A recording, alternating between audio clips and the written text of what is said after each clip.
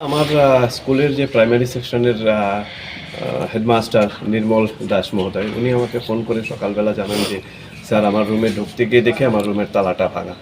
তো তখন আমি সঙ্গে সঙ্গে ওনাকে বলেছি যে আপনি একটা কাজ করুন, আপনি উপরে আমাদের রুমগুলো একবার চেক করে দেখেন ওইখানে তালা ভাঙা আছে কিনা। তো উনি সঙ্গে সঙ্গে ফোন নিয়ে উপরে এসছেন, এসে দেখেছেন যে সমস্ত রুমের আমার রুমের মানে হেডমাস্টারের রুম, অ্যাসিস্ট্যান্ট হেডমিস্ট্রেসের রুম, আমাদের অফিস রুম, আমাদের ইন্টারেক্টিভ স্মার্ট ক্লাসের রুম, আইসি আইটি এবং আইসিটি ল্যাবের সমস্ত তালা ভাঙা আছে।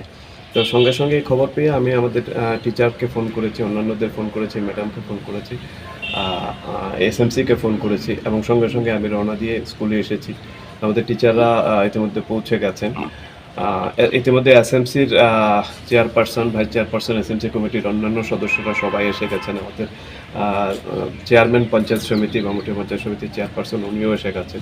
আমরা এসে দেখলাম যে আমাদের স্কুলের মোট 7টা রুমের তালা ভাঙা হয়েছে এবং এর মধ্যে টোটাল 23টা আলমারির ভাঙা হয়ে গেছে।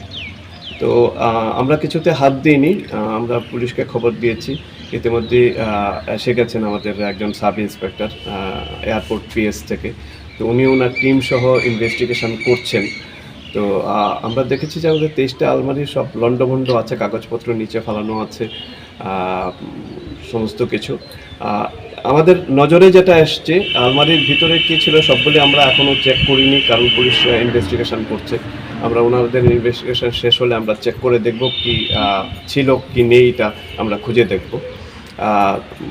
প্রাথমিকভাবে আমাদের যেটা নজরে এসছে, আমাদের ইন্টারেক্টিভ ক্লাসরুম থেকে, স্মার্ট ক্লাসরুম থেকে একটা ল্যাপটপ আমরা দেখছি নিয়ে গেছে, চুরি হয়েছে।